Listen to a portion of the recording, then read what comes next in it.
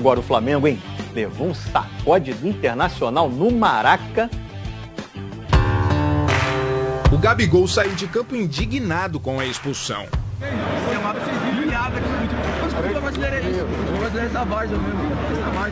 Ele levou 2 cartões amarelos seguidos. Primeiro porque deu esse chutão na bola com o jogo parado.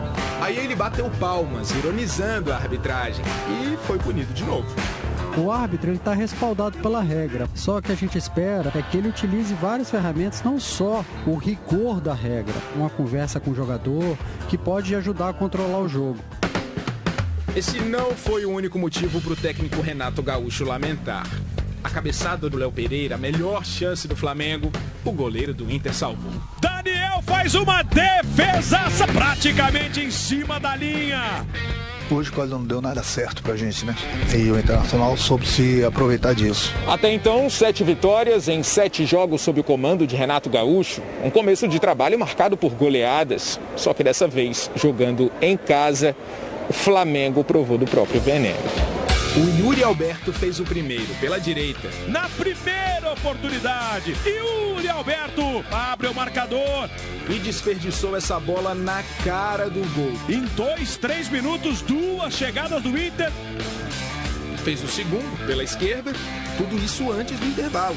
De novo, o artilheiro, Yuri Alberto.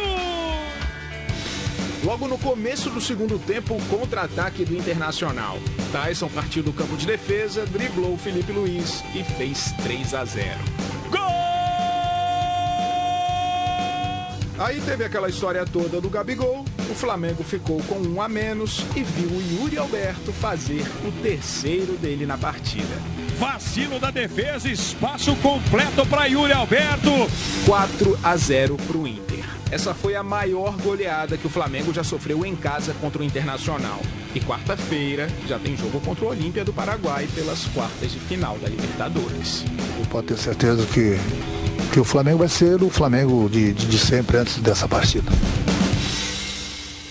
Rapaz, até aqui era só vitória. 7 consecutivas, aliás, entre Brasileirão, Copa do Brasil e Libertadores. E aí a gente ouviu ele falando ali, o Renato Gaúcho falando ali, meninos, quase nada deu certo, alguma coisa assim. Vamos lá.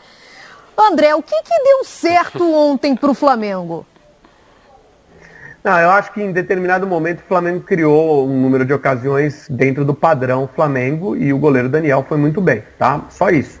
Porque o Inter colocou uma maneira de jogar e se aproveitou bem dessa maneira. E aí, o que acontece? Esse time do Flamengo, esses jogadores, eles não estão acostumados a perder e não sabem perder. Não sabem perder nos 2 aspectos. Não sabem atuar perdendo para buscar um resultado e não têm o espírito esportivo da derrota. Eles têm muita dificuldade quando eles sofrem aquilo que eles geralmente fazem com os outros.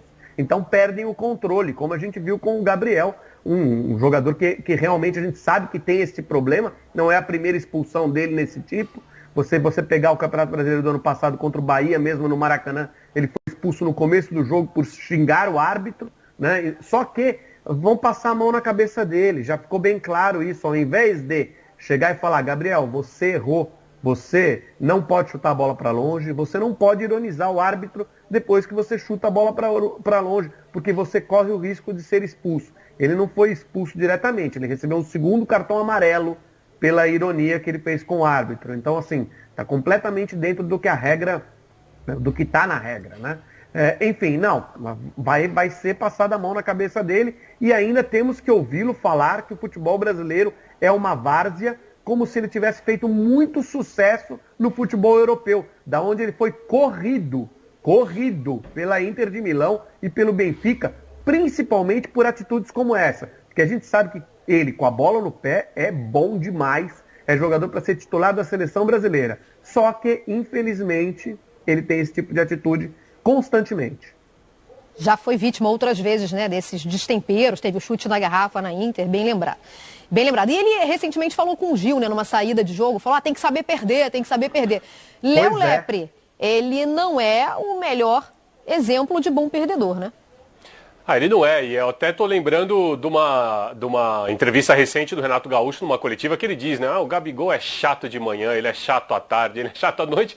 Ele disse até brincando, né, porque o Gabigol naquela ocasião ele estava reclamando de não ter saído, porque ele foi substituído, ele não queria sair, e ele disse isso, mas é do temperamento do Gabigol, ele é realmente esse tipo de pessoa que não tenta se conter, né, ele não tem o autocontrole, às vezes ele peca um pouquinho nisso, e ontem foi o caso. E também, depois tudo que ele diz quando ele sai do campo, mas um jogo assim, Mari, se você me permite, eu não sei nem se esse jogo esse jogo parece até fora de contexto, parece o Campeonato Brasileiro do ano passado, né? Esse Internacional, não é o Internacional que a gente estava acostumado, é o Internacional que estava brigando pelo título do ano passado, e justamente contra esse Flamengo, que foi o campeão, parece um jogo deslocado, assim, fora da linha temporal, ele não está exatamente no Campeonato Brasileiro 2021, parece um jogo do Campeonato Brasileiro 2020, e até pro Tyson, parece o Tyson do começo de carreira, porque a arrancada dele no gol do Inter, né, no terceiro gol do Inter também, é uma arrancada de Tyson de começo de carreira, e não é tanto do Tyson que a gente está vendo agora nesse retorno para o Inter, né? O Tyson que inclusive marcou pela primeira vez depois de voltar, né? Ficou 10 anos na Europa, voltou para o Inter e marcou pela primeira vez ontem contra o Flamengo. O que os treinadores, o Lofredo, podem tirar desse jogo? O Léo lembrou bem, esse parece o Inter que brigava pelo título no ano passado, né? E que vinha tropeçando muito nessa temporada. Em compensação, o Flamengo, que vinha empilhando goleadas e vitórias, tropeçou feio no Maracanã. O que os treinadores podem tirar aí desse resultado? Acho que esse é um jogo que marca, no meu entender, a recuperação do Inter no campeonato. O Inter não tem time para ficar lá embaixo, o Inter tem time para se posicionar, na verdade, para se posicionar na disputa de título até, que o começo muito ruim foi comprometedor. Então, eu imagino que, sob o ponto de vista psicológico, o aspecto psicológico vai ser muito fortalecido por conta de uma vitória como essa. Acho que, taticamente também, tem pontos bem relevantes. A defesa, uma defesa bem colocada, uma ideia de jogo interessante contra um adversário que é o melhor time do Brasil.